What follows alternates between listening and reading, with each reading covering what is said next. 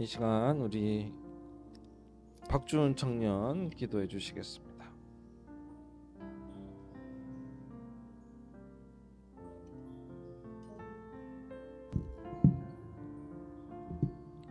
하나님, 오늘 예배드리게 하신 감사드립니다. 또한 시원한 가을 주셔서 아름다운 하늘 볼 수 있게 하신 감사드립니다. 아멘. 하나님, 일상 속에서 하나님의 말씀을 잊고 살아온 저희들의 어리석음을 회개합니다. 주여. 이웃과의 관계에서 사랑을 실천하지 못하고 자기중심적인 삶을 살았던 것을 용서해 주세요. 아멘. 저희에게 서로를 존중하고 배려하는 마음을 주세요. 주여. 이웃과의 관계에서 사랑을 실천하여 따뜻한 공동체를 만들어갈 수 있도록 도와주세요. 아멘. 하나님, 저희 교회를 위해 기도합니다. 저희 교회가 하나님의 말씀으로 굳건히 세워지고 사랑과 섬김으로 가득한 공동체가 되게 해주세요. 아멘. 마지막으로 세상의 모든 사람들을 위해 기도합니다. 아버지. 전쟁과 기근으로 고통받는 사람들에게 평화와 희망을 주시고 어려움에 처한 사람들에게 도움의 손길을 내려주세요. 아멘. 또한 모든 사람들이 하나님의 자녀로서 행복하게 살아갈 수 있도록 축복해 주시기를 아멘. 기도합니다. 아멘. 사랑 많으신 예수님의 이름으로 기도드렸습니다. 아멘.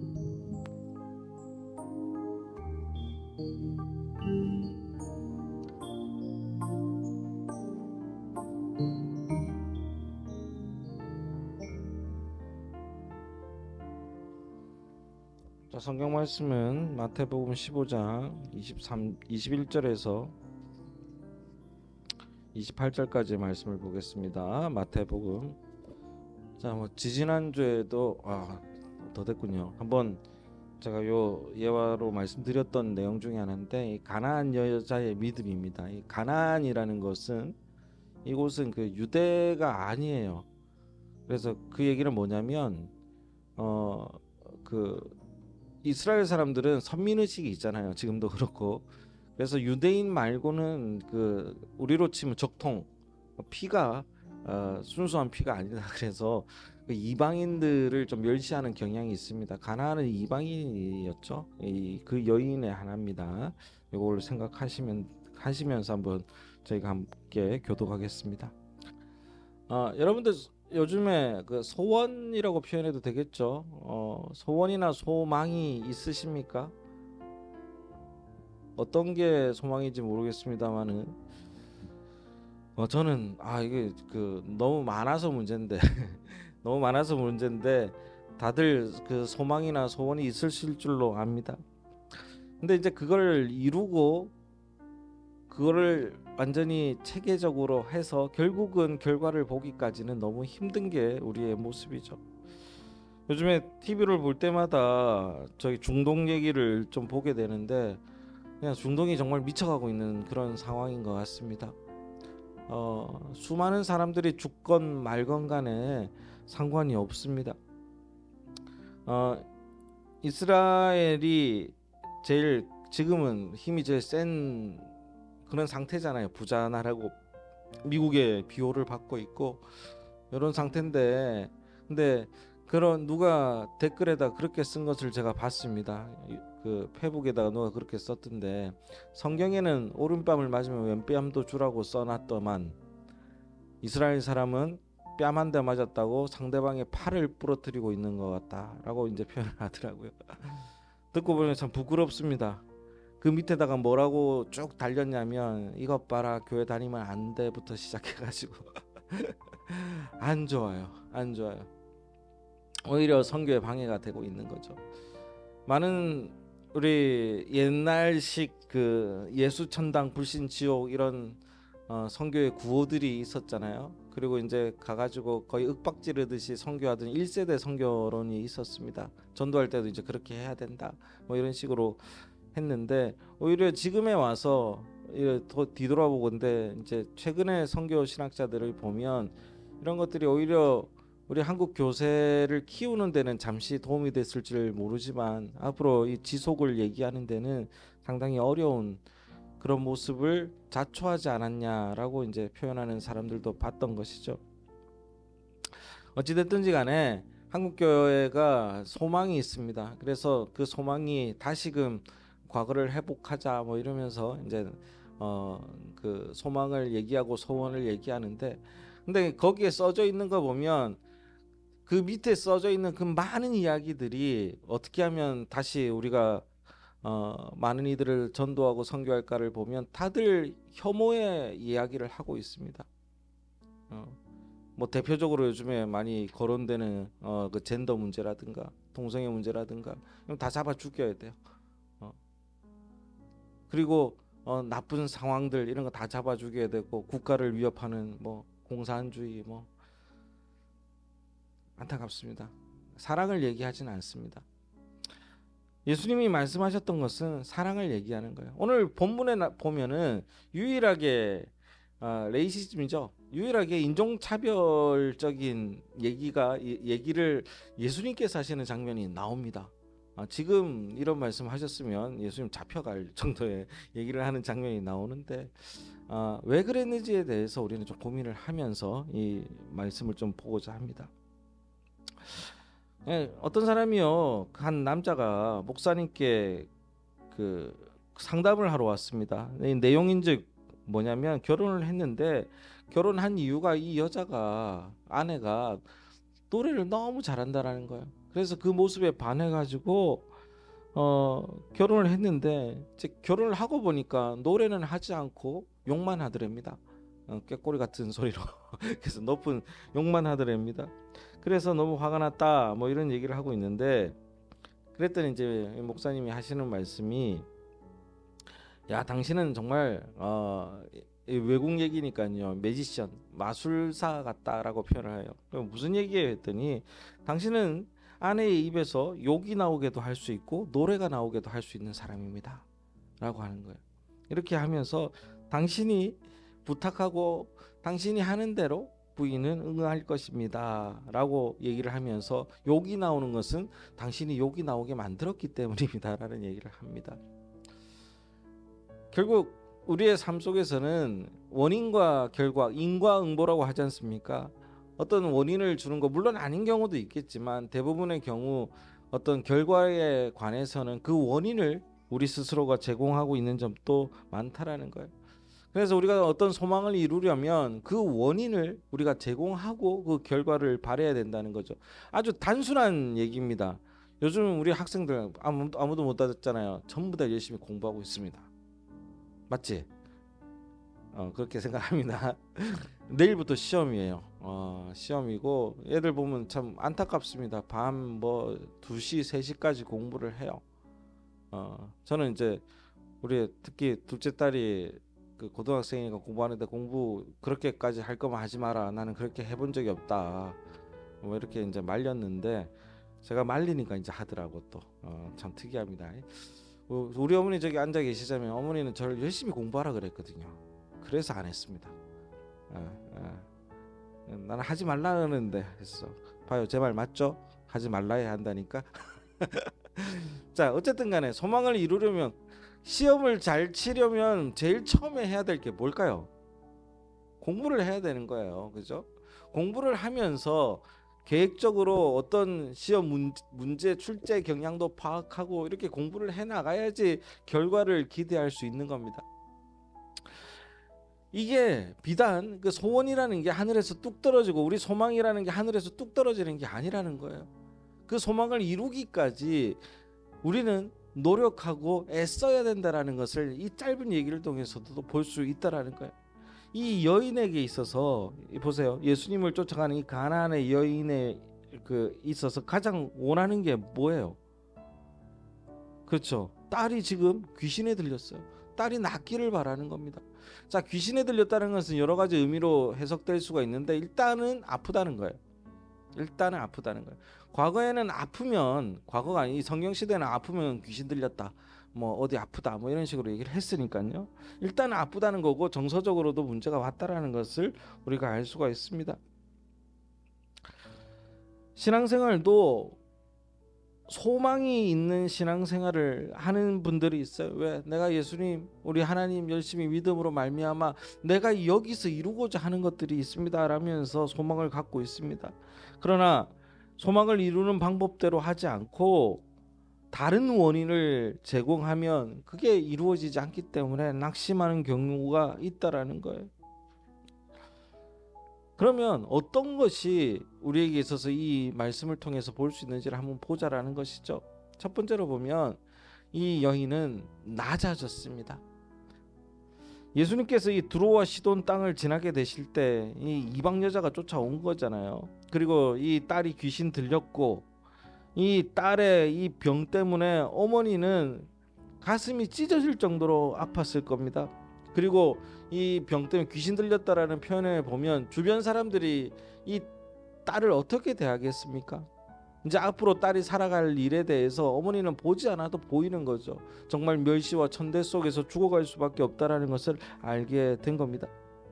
그러던 중에 예수에 관한 소문을 듣게 되고, 소문을 들어보니까 이런 거예요. 이 사람을 만나면 귀신이 두려워서 떨고 안진뱅이가 일어나고 장님이 눈을 뜨고 죽은 자가 살아나고 뭐 이런 얘기가 막 들리는 거예요. 어떻게 해요? 엄마잖아. 목숨을 걸고 이 예수라는 사람을 찾아서 쫓아온 겁니다. 그러다가 결국 예수님의 그 행렬을 만나게 된 것이죠. 이 두로와 시돈은 가나안 영역에 속한 땅입니다. 그래서 이방인의 족속, 그 가나안 족속의 그 피가 흐르는 이방 여인이에요. 자, 그래서 그 요세푸스의 그 전승에 따르면 제가 좀 찾아보던 중에 이 두로 지방 사람들이요, 이스라엘 백성들에 대해서 아주 나쁜 감정을 갖고 있대요. 왜냐하면 가나안은 뭐예요? 옛날에 아브라함이 지금 상황이랑 똑같네. 예. 지금 이스라엘이 그잖아요. 원래 이스라엘의 그 장소가 아니라 팔레스타인이 있던 장소를 이스라엘이 뺏은 거잖아요, 최근에. 근데 이제 이스라엘 사람들은 그 전에 우리 땅이었다라고 얘기하는 거고. 근데 가나안은 어떤 땅입니까? 아브라함이 내 친척 본토 아비의 집을 떠나 가라고 명하신 땅이에요. 갔더니 아무도 없었던 땅이 아니라 누군가 살고 있었죠. 두로 사람들은 거기에서 우리 땅을 뺏겼다라고 생각하는 사람들인 거예요. 원래 거기 족속들이었기 때문에. 그래서 되게 그 나쁜 감정을 가지고 있었다고 기록되어 있다고 합니다. 자, 거기에다가 이제 시론이라는 곳은 아합 왕 때, 아합 왕 하면 이스라엘의 가장 못된 왕이에요. 가장 나쁜 왕인데 그 왕이 나빴던 이유가 바로 그 아내 때문이죠. 아내 악녀라고 그 묘사되는 이세벨의 고향이기도 합니다. 그래서 시론이라는 땅 자체가 아주 이세벨의 고향으로서 완전히 이방신을 섬기는 그런 지역이었다라는 거죠. 그렇기에 오늘 말씀이 담고 있는 이 그 마태복음을 쓴 기자가, 쓴 필자가 하고 싶은 얘기는 이 안에서 복음적인 의미, 선교적인 의미, 신학적인 의미가 담겨 있다라는 거예요. 여기서 이스라엘을 싫어하는, 쉽게 얘기해서 하나님을 싫어하는, 그리고 하나님께 적대적인 감정을 갖고 있던 대표적인 지방 두로와 시돈의 지방에 가서 예수님, 이 여인을 통해서 예수님의 이야기가 뻗어나갈 수 있는 토대를 마련했다라는 것도 이 기자는 여기에 적고 싶었던 것이죠. 예수님께서요, 살아계시는 동안에, 세상에 계시는 동안에 유대인의 영역이라고 표현하는 그곳을 떠나신 적이 한 번 있는데 그게 오늘 여기에요. 두로와 시돈 지방이라고 합니다. 그래서 신학적으로도 대단히 중요한 의미를 갖고 있는 그런 이야기입니다. 그리고 우리 선교학에서 얘기하는 그 복음 전파에 있어서 이스라엘이라는 그 완전히 자기들만의 장벽이 무너지고 예수의 복음이, 예수의 손길이 이제는 모든 이들로 향하게 되는 첫 출발점이 이곳이라고도 얘기하는 사람이 있고, 이 여인은 이방인 선교의 주인공이 되게 되는 것이죠. 자, 그러기 위해서 이 여인이 그냥 쉽게 된 것이 아니라 정말로 힘들게 이 결과를 얻어냈습니다. 딸이 낳는 결과를 얻어내죠. 자, 그래서 본문을 보면 사람이 소망을 이루기까지 정말로 낮아질 수 있어야 되고 내가 겸손해질 수 있어야 된다는 것을 우리는 확인해야 됩니다. 이 이야기를 읽으면 읽을수록 예수님이 정말 잔인하다 이런 생각이 드는데, 우리가 보면 여러 가지 그 시험들이 있잖아요. 제일 잔인한 시험은 누구의 시험입니까? 기억 안 나? 그 힌트. 자, 아내도 잃고 자식도 잃고 재산도 잃고. 여기는 저기 반칙이고요. 욥이죠. 욥이라는 사람. 그 다음에 또 시험 하면은 또 누구 유명한 시험 누구 있습니까? 모세요. 모세. 예수의 시험. 예수의 시험을 우리가 또 있죠. 40일간의 떡을 돌로 되게 아니죠. 떡을 돌을 떡이 되게 하라. 뛰어내리라. 나에게 절하라. 뭐 이런 시험들이 있잖아요.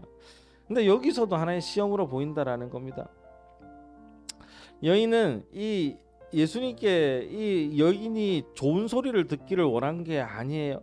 그리고 뭐 자기를 바래서 하는 얘기도 아닙니다. 그냥 본질은 내 딸이 나을 수 있도록 주님 도와주세요라는 겁니다.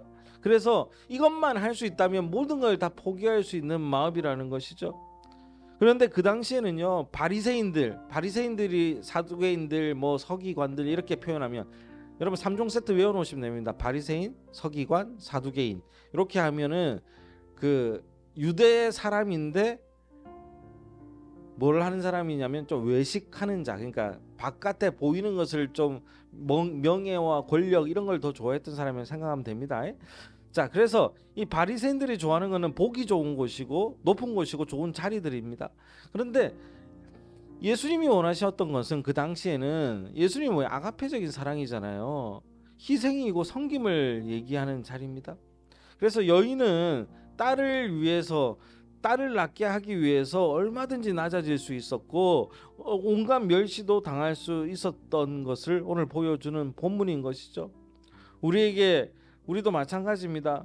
여러분이 뭔가를 이루기 위해서 정말로 내 자존심이고 내 욕심이고 다 내려놓고 하나님 앞에 엎드려서 그것을 위해서 애쓰고 노력할 만큼 기도하거나 엎드린 적이 있으신지를 생각해 봐야 된다는 것이죠. 사람의 마음에는 교만이 자리하고 있다라는 거예요.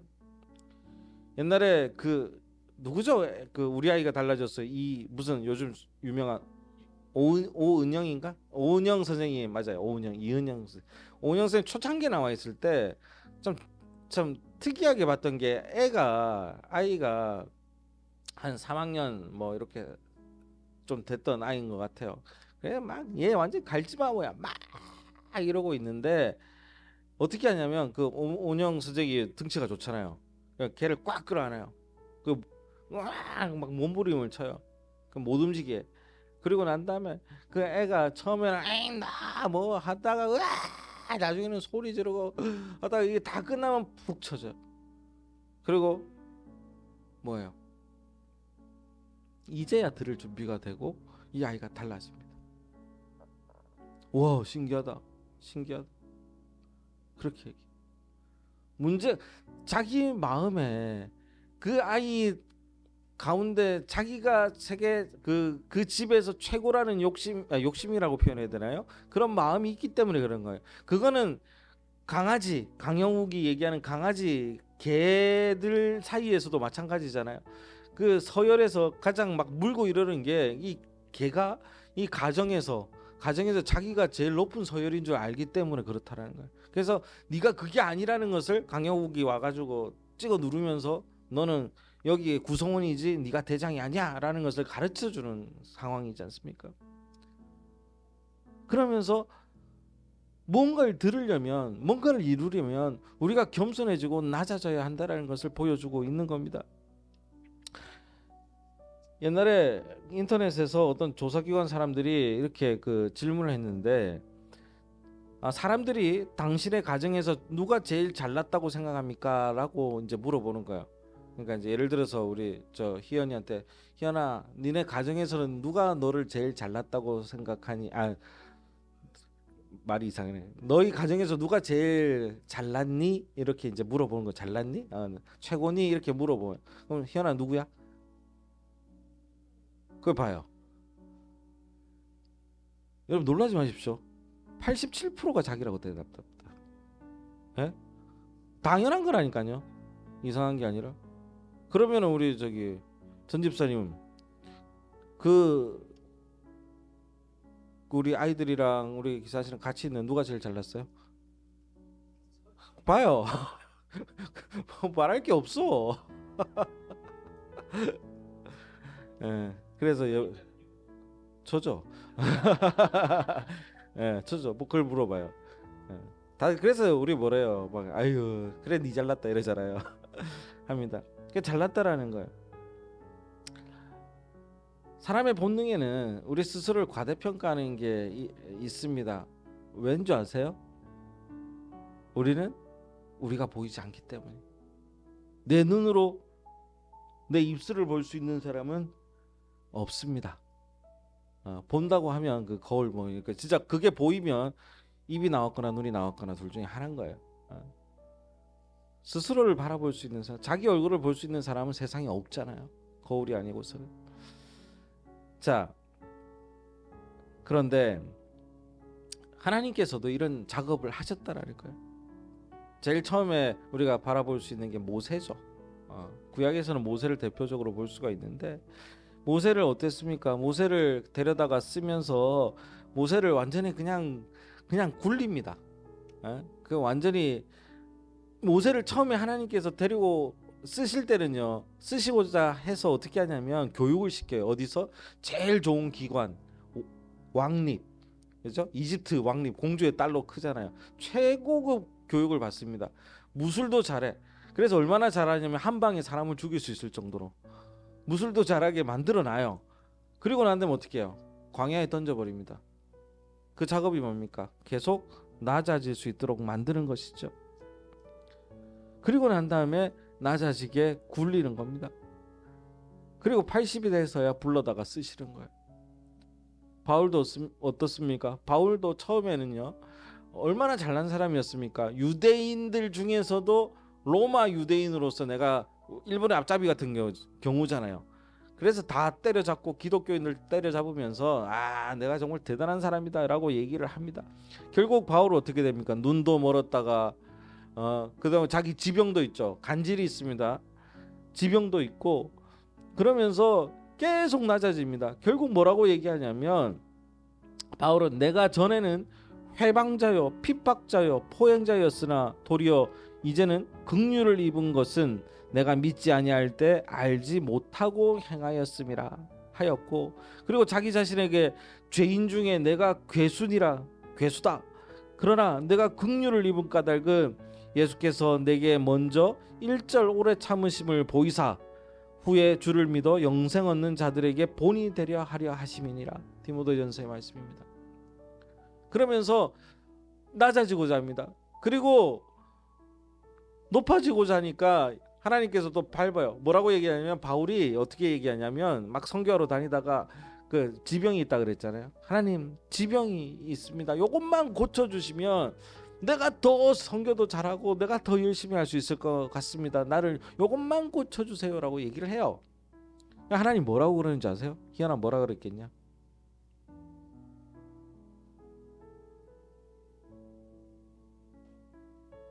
그래 고쳐줬을까? 어떻게 했을 것 같아? 네 은혜가 내게 족하다 라고 얘기하고 거절합니다. 어쩐 면에는 그 이유가 낮아지게 하시는 것이죠. 그래서 낮아져야 나 자신을 객관적으로 바라볼 수 있고, 그리고 거기에 관해서 내 처방이 나오고 내가 소망을 이룰 수 있는 원인이 오는 겁니다. 사랑하는 우리 성도님들, 저는 우리들이 하나님 앞에서는 겸손하기를 바랍니다. 그런데 우리 하나를 좀 간과해서는 안 되는 게 이 낮아짐이라는 게요. 이 낮아짐이라는 게 그냥 내가 그냥 막 뭐죠? 자신감 없어지고 이런 걸 뭐라고 표현하죠? 까먹었네.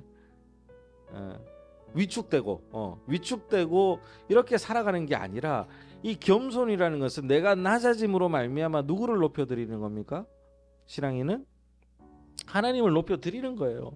내가 낮아짐, 하나님 내가 이걸 할 수 없고 하나님 앞에 겸손하오니 하나님께서 이걸 해주십시오 하고 고백하는 낮아짐이 있기를 바라는 거예요. 그래서 나중에 하나님께서 인정하시고 야 너에게 내가 힘을 줄게 하면 나가서 싸워라 하면 그때는 낮아지는 것이 아니라 힘을 가지고 높아져야 돼요. 대표적인 사람 누구예요? 기드온이잖아요. 20만 명을 300명으로 싸울 수 있는 사람이 기드온이었잖아요. 하나님께서 너 계속 낮아지고 위축돼 있어 한 게 아니라 나가서 싸우라라고 얘기를 하거든요. 근데 우리가 얘기하는 것은 하나님이 얘기하는 낮아짐은 뭐냐면 하나님 앞에서 겸손하라는 거예요. 두 번째는요. 우리가 소망을 이루기 위해서는 오늘 말씀을 통해서 볼 수 있는 게 좀 벽을 넘어가야 돼요. 장벽 같은 걸 넘어가야 되는데 인생은 참 장애물 경기 아닙니까? 하나 넘었다라고 생각하면 또 하나를 넘어야 됩니다. 너무 많은 사람의 우리가 갇혀 있는 이런 생각을 느끼기도 합니다. 오늘 말씀을 보면 보세요. 이 가나안 여자가 소리질러 다윗의 자손이여 나를 불쌍히 여기소서 하고 소리를 지릅니다. 그렇게 소리를 질렀던 이유는 뭐냐면 예수님 주변에 수많은 사람들이 있기 때문이에요. 이 여자 혼자 들었겠습니까? 그 소문을? 많은 사람들이 듣고 예수님을 만나고자 하는 사람들이 장벽을 치고 넘어갈 수 없었습니다. 이 사람은 여인이었고 이 딸이 아픈 이 여인은 생각하지 않아도 나이가 든 여인이었을 겁니다. 힘이 많이 없다는 얘기죠. 그래서 예수님께 가고 싶은데 그 사람의 장벽 가운데서 갈 수 있었던 가장 현실적인 방법은 소리 지르는 것밖에 없었던 거예요. 그죠? 불러야 돼. 어떻게 건장한 사람들 옆에 다 있는데 예수님 제자가 몇 명? 12명 뚫고 어떻게 가요? 여기 보면 제자들이 나와서 좀 가 이렇게 얘기하잖아요. 어떻게 가요? 근데 이렇게 얘기를 합니다. 그래서 유일한 방법이 목소리였던 거예요. 그렇게 들리려고 하면 어떻게 있겠습니까? 정말 지금 여기서 이렇게 나왔지만 고래고래 소리를 질렀을 겁니다. 우리가 기도하면서 통성기도를 하죠. 그래서 이제 어떤 사람들은 와 뭐 이상하다, 뭐 귀신 들렸다, 뭐 이렇게 표현하는 것 중에 하나, 기도의 여러 가지 방법 중에 하나가 통성기도입니다.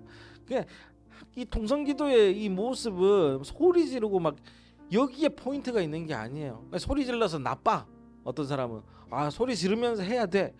뭐 알아서 해야 돼. 여러 가지 이론이 있습니다만 그게 아니. 포인트는 뭐냐면 하나님께 내 마음을 전해드리고 싶은 그 마음의 발로가 목소리의 크기로 나온 거예요. 그래서 통성기도인 거예요. 소리 꽉 지르는 게 왜 저렇게 소리 지르냐가 아니라 그만큼 마음이 간절하다라는 것을 표현하기 위해서 이렇게 소리 지르는 겁니다. 그래서 결국 그 소리가 하나님께 와 닿죠. 예수님께 와 닿죠. 그러면서 그 기회를 얻게 된 것입니다. 근데요, 예수님께서 진짜 나빠요. 이렇게 보면 막 소리를 지르는데 23절 한번 봅시다. 3절 맞네. 예. 앞쪽만 읽어볼게요. 시작. 예수는 한 말씀도 대답하지 아니하시니. 대답을 안 해. 좀 서러워. 그리고 난 다음에 어떻게 합니까? 누가 와서? 제자들이 와서. 그 옆에 있는 제자들이 와서 좀 가봐, 저 이상한 여자 왔어, 이렇게 된 거야. 예수님께서 그 얘기를 한 건 아니죠. 제자들끼리 야 이상한 사람 왔다 이러면서 말리는 거죠. 그렇게 갔습니다.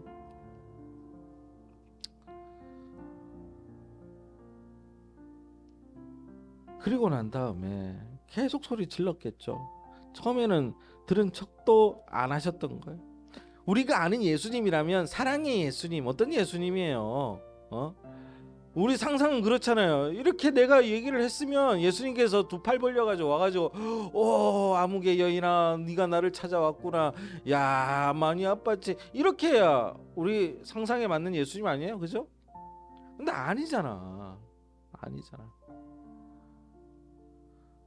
너무 냉혹했습니다. 예수님은 정말 부르짖는 사람에게 상처를 어루만지고 위로하기 위해서 준비된 그런 분 아니셨습니까? 라는 생각이 들 정도예요. 그러나 이 여인은 계속 소리 질렀겠죠. 예수님은 침묵을 깨고 예수님이 침묵을 깨고 말씀하게 하셨던 것이죠. 갈릴리 가나 혼인잔치 때도 포도주가 모자라서 예수님은 사실 좀 냉정한 사람이었습니다. 티인가? 티죠. 티인가? 좀 냉정한 사람이었습니다. 그래서 가나 혼인잔치 때 엄마가 와가지고 야 지금 포도주가 없다 어떻게 하니 좀 마련해봐라고 했는데 나와 그때 뭐라 합니까? 여자야 나와 무슨 상관이니까 이렇게 얘기해요. 티예요. 완전 티. 대문자 티야. 근데 그걸 마리아 엄마가 설득해서 포도주를 마련하게 하죠. 예수님도 이렇게 막 우리가 볼 만큼 내가 읽을 때마다 정말 그 팩폭하는 사람 같아. 그냥 다정한 뭐 이렇게 말 돌려서 하는 분은 아닌 것 같아요. 아무튼 그렇게 얘기를 하는데 이 이야기 침묵 앞에서 이 여인이 어떻게 했는지를 좀 보자라는 거야. 포기하지 않았다라는 겁니다. 여러분 기도할 때 하나님께서 응답하지 않으시는 것을 본 적이 없으세요? 하나님이 응답하지 않은 것을 느껴본 적이 없으세요? 아무리 얘기해도 그냥 하나님의 침묵 앞에 좌절할 때는 없으셨습니까? 저는 좀 있습니다. 그 침묵이. 그러나 이 이야기를 통해서 우리가 봐야 될 것이 뭐냐면 뭐 이런 말은 좀 웃깁니다. 따라해 봅시다. 불태의 신앙. 예. 하나님 앞에서는 물러섬이 없어야 됩니다. 그러니까 들어주시든 안 들어주시든 꼭 들어달라가 아니라 하나님과 이야기를 하고 내가 하나님께 요구를 하기 시작할 거면 물러서지 마시라는 얘기예요. 그게 어떤 방법이라든 하나님 앞에 계속 매달리고 포기하지 말고 불태하시기 바랍니다. 그래서 결국은 하도 소리를 질러가지고 입을 열게 만듭니다. 예수님도 알아. 이 여인이 이방인 여인이라는 것을 압니다. 그런데 예수님이 뭐라고 얘기하냐면 와 진짜 나빠요. 24절 봅시다. 예수께서 대답하여 이르시다 시작. 나는 이스라엘 집에 잃어버린 양 외에는 다른 데로 보내심을 받지 아니하였노라. 자, 인종차별이죠. 예? 유대인만 나는 챙길 거야 이거잖아요. 이스라엘 사람들만 챙길 거야 이 얘기를 합니다. 예수님이 돼 안 돼? 희연아 안 되죠. 근데 한단 말이에요. 그러나 이 여인은 밀어내면 밀어낼수록 더 다가와서 예수를 붙잡았는데 이렇게 얘기하니까 다들 이 여인이 얼마나 자존심이 상했고 얼마나 기분이 나빴겠습니까? 나한테 뭐 집에 차 네가 무슨 이러고 난리가 났을 겁니다. 근데 이 여인이 했던 말을 봅시다. 26절에 대답하여 이르시되 시작.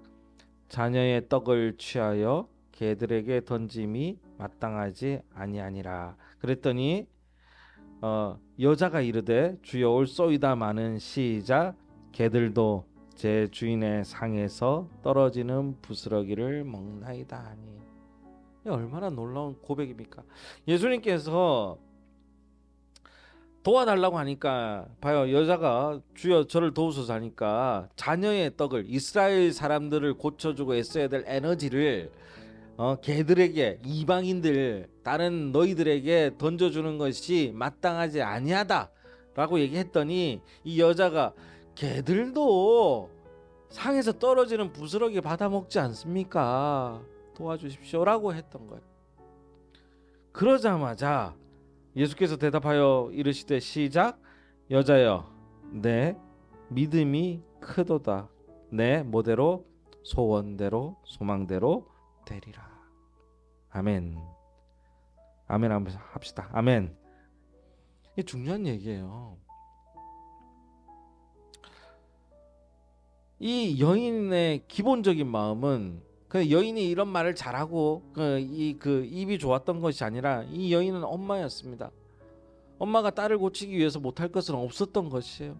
그 간절함이 자기를 괴로 만들어도 상관없으니 목적에 충실했던 거예요. 뭐예요?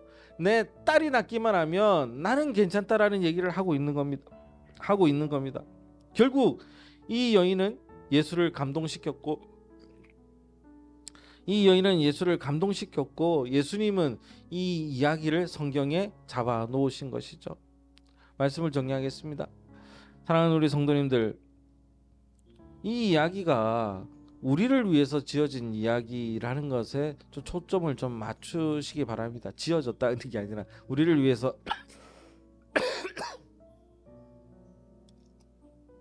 쓰여진 이야기라는 것을 우리가 좀 봐야 됩니다. 왜요? 우리에게 있어서 예수님이 이렇게 나쁠 수 있는지 이렇게 생각하는 게 아니라 이 이야기를 통해서, 이 상황을 통해서 결국 예수의 복음은 이 여인을 통해서 퍼져나갔고, 우리를 통해서 바라볼 수 있는 것이 이런 하나님의 냉담함. 보세요. 바로 야, 네 믿음이 크도다, 너 빨리 가, 너 다 고쳐졌어 이라고 얘기해주는, 그 예수님이 듣고 싶었던 얘기들을 해준 이 예수의 마음을 우리는 이해해야 된다는 것이죠.